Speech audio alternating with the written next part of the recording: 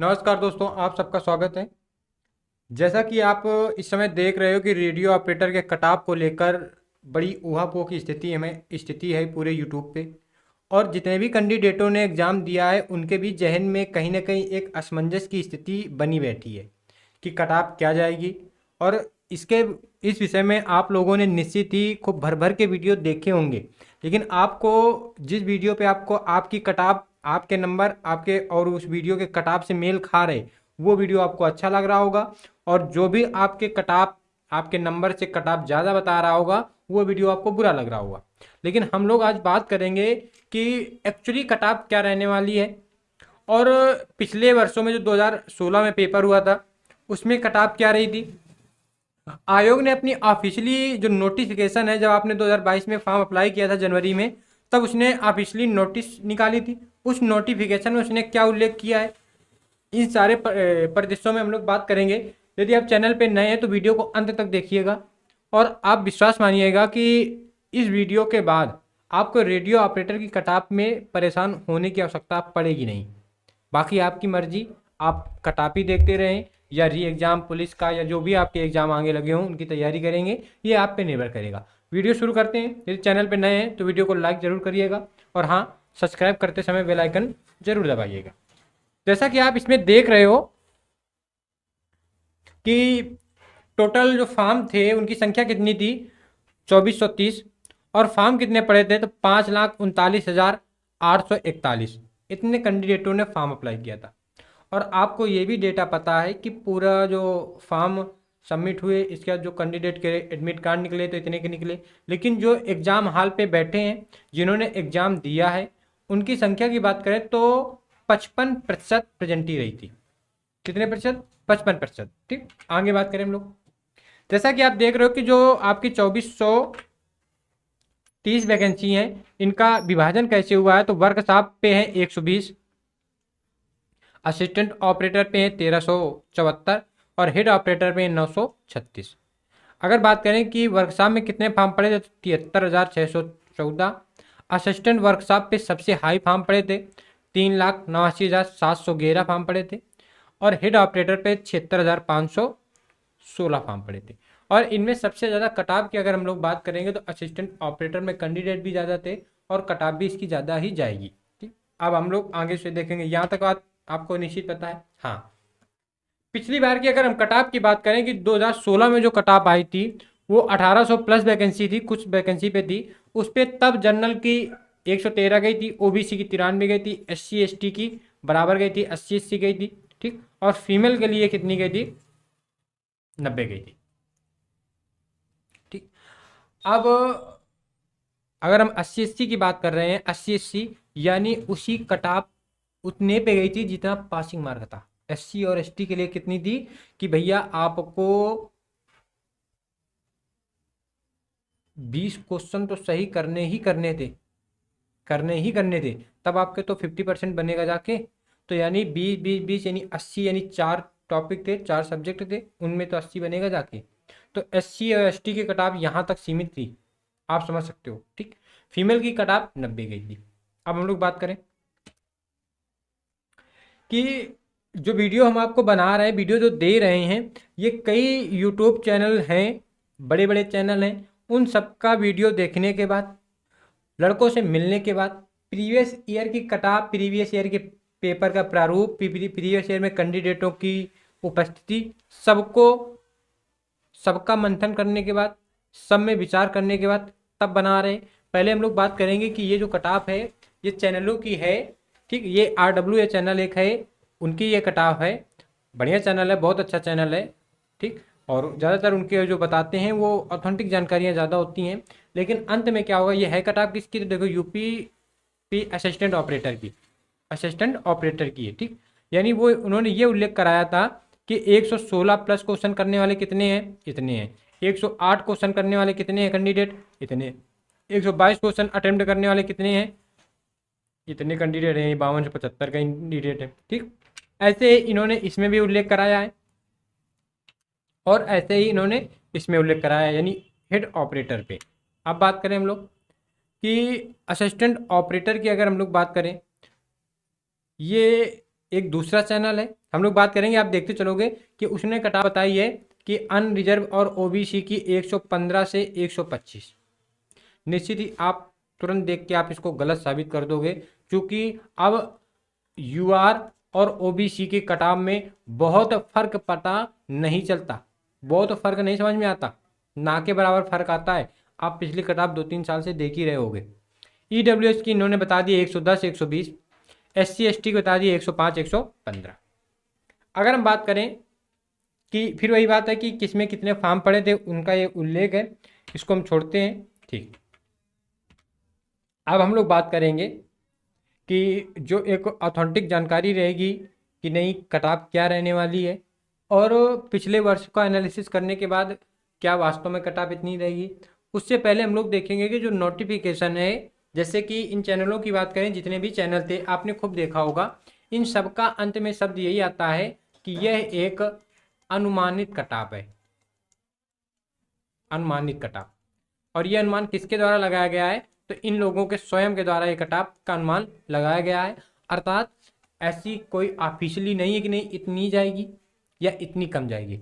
अब हम लोग अगर बात करें थोड़ी सी यूपीएसआई की बात करें, अगर हम लोग यूपीएसआई की, तो 2016-17 में जो पेपर हुआ था, इसकी कटाव गई थी 101 नंबर सिविल के लिए, और 100, यानी हम अगर यहाँ बात करें 252 कुछ नंबर पे कटाव गई थी, और यहाँ 251 कुछ नंबर पे कटाव गई थी, तो लगभग 101 ही मान लें हम लोग।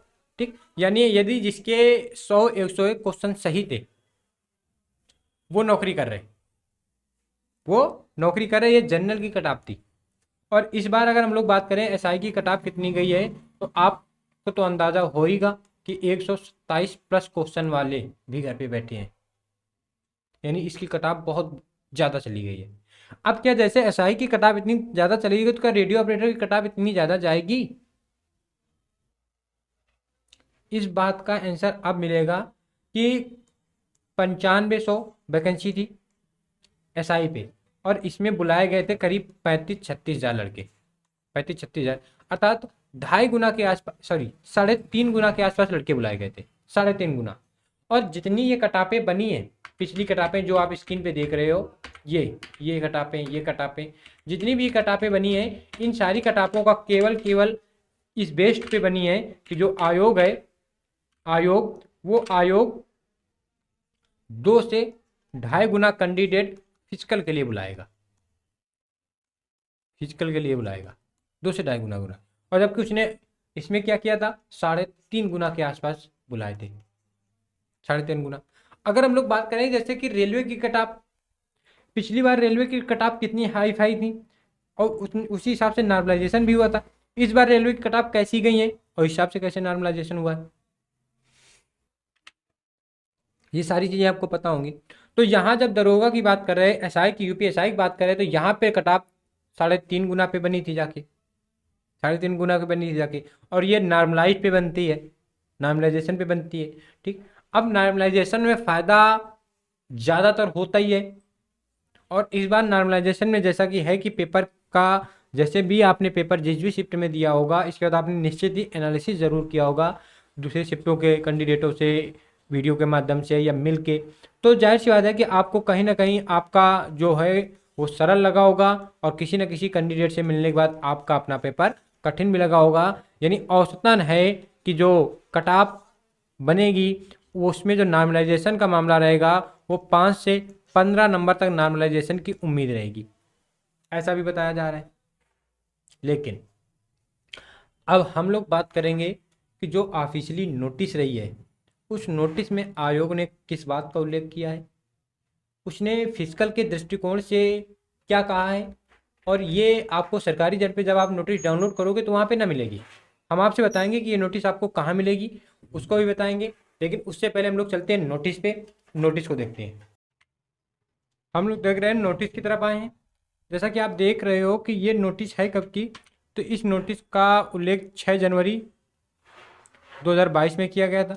यहाँ पे आप देख रहे हो, यानी जब ये वैकेंसी आई थी, कौन कौन सी वैकेंसी हैं, तो आप यहाँ देख सकते हो कि उत्तर प्रदेश सरकार द्वारा उत्तर प्रदेश पुलिस भर्ती प्रोन्नति बोर्ड एवं बोर्ड, ये उसका एड्रेस है। पुलिस रेडियो संवर्ग व सहायक परिचालक के संदर्भ में है, उसी की नोटिस है। और यहाँ पे देखो श्रेणीवार किया गया है, सहायक परिचालक में कितने 1374 थी। ठीक। और अगर हम लोग बात करें, हाँ, पंजीकरण ये स्टार्ट हुआ था, आप देख सकते हो 20 से। और पंजीकरण की अंतिम तिथि फरवरी थी, 28 फरवरी थी। जमा शुल्क की यही मामला था, आपने इतनी फीस भी कटाई थी। और हम लोग बात करेंगे थोड़ा सा और आगे आएंगे, जहाँ पे इस बात का उल्लेख किया गया है कि कितने गुना बुलाए जाने की उम्मीद है। जैसा कि आपकी डिग्री और डिप्लोमा को लेकर कभी समस्या है तो उसकी भी बात हम लोग करेंगे वीडियो के माध्यम से। उससे पहले कटाव की बात हम लोग करें, जो कटाव को लेकर इस समय बड़ी उहापोह है, दूसरी तैयारी हो नहीं पा रही है। और करें भी कैसे, जैसे ये है भर्ती प्रक्रिया में क्या कि पहले तो आपका पेपर होना है, तो ये पेपर तो हो चुका, एक चीज़ फाइनल हो गई, एक स्टेप आप पार कर चुके हो। अब सेकंड स्टेप क्या है, तो सेकंड स्टेप आप यहाँ पे देखोगे,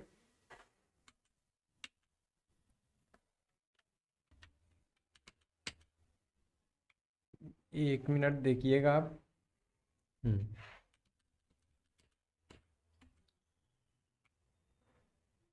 यहाँ उसने उसकी बात कही है नॉर्मलाइजेशन की।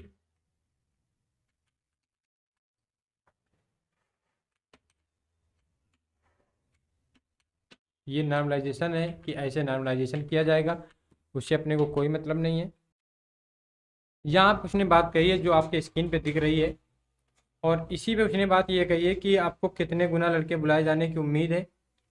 हम लोग देखते हैं।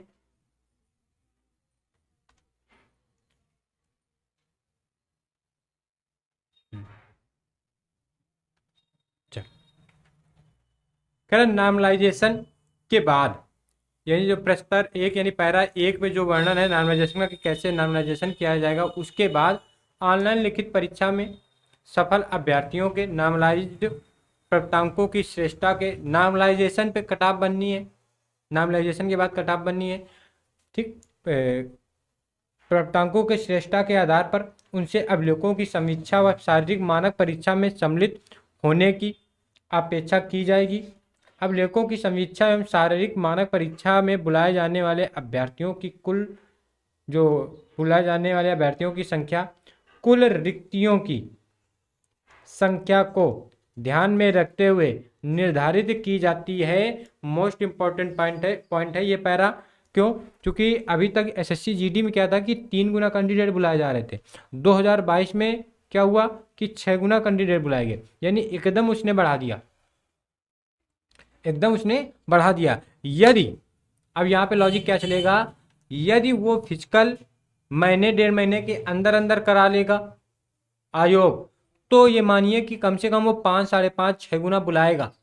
और यदि उसने फिजिकल के लिए 3-4 महीने दे दिए, तो हो सकता है कि वो 1 गुना बुलाए, उतने बुलाए जितने करवाना हो, या हो सकता है 1.5 या 2 या 3, ये आयोग पे निर्भर है, जैसा कि आप नोटिस भी देख रहे हो।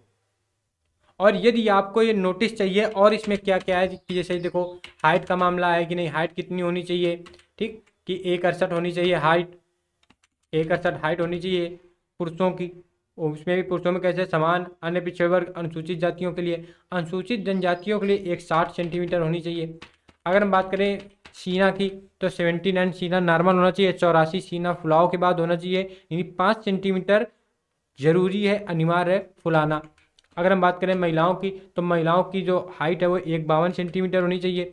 जो एसटी हैं, शेड्यूल ट्राइब्स हैं, उनकी 147 होनी चाहिए। महिलाओं के अगर वजन की बात करें तो न्यूनतम वजन 40 किलोग्राम होना ही चाहिए, न्यूनतम वजन। इसकी ये सारी चीज़ें इसमें लिखी हैं। अगर हम लोग शारीरिक दक्षता की बात करें, तो यहाँ आप देख सकते हो कि पुरुषों के लिए 4.8 किलोमीटर है, यानी 4800 मीटर, और कितने 28 मिनट में 4800 मीटर है। और महिलाओं के लिए अगर बात करें तो 2400 मीटर है, और 16 मिनट में। तो ये आप देख सकते हो। ठीक, यानी आगे का जो स्टेप है वो इसी के तो अनुसार चलेगा, किसी के बताने के अनुसार थोड़ी ना चलेगा। जो वो नोटिफिकेशन में दे रखा है उसने, उन्हीं के अनुसार चलेगा नोटिफिकेशन में। ठीक, तो अब ये नोटिफिकेशन आपको आपके अपने चैनल यूपी रेगुलर क्लासेस, जो कमेंट्स बॉक्स पे आपको लिंक भी मिली है, आप उसको ज्वाइन करिएगा टेलीग्राम चैनल। टेलीग्राम चैनल में जाने के बाद आप इसको डाउनलोड कर सकते हो। निश्चित ही जब आप इसको खुद पढ़ोगे ना स्वयं, कोई ये बनावटी तो है नहीं कि नहीं हमने बना दी है या ऐसे ही कोई फेक जानकारी ले ली है। ये तब की नोटिस डाउनलोड रखी है जब फॉर्म अप्लाई हुए थे, क्योंकि फिर फॉर्म जब ज़रूरत पड़ती है तो फिर नोटिस मिलती नहीं है और बहुत सारी नोटिसें बंद हो जाती हैं। जैसा कि आप ये देख रहे हो कि क्षैतिज आरक्षण में क्या है, ठीक, वर्टिकल आरक्षण क्या होता है, क्षैतिज आरक्षण क्या होता है, ये सारी बातों का उल्लेख उसने इसमें किया है।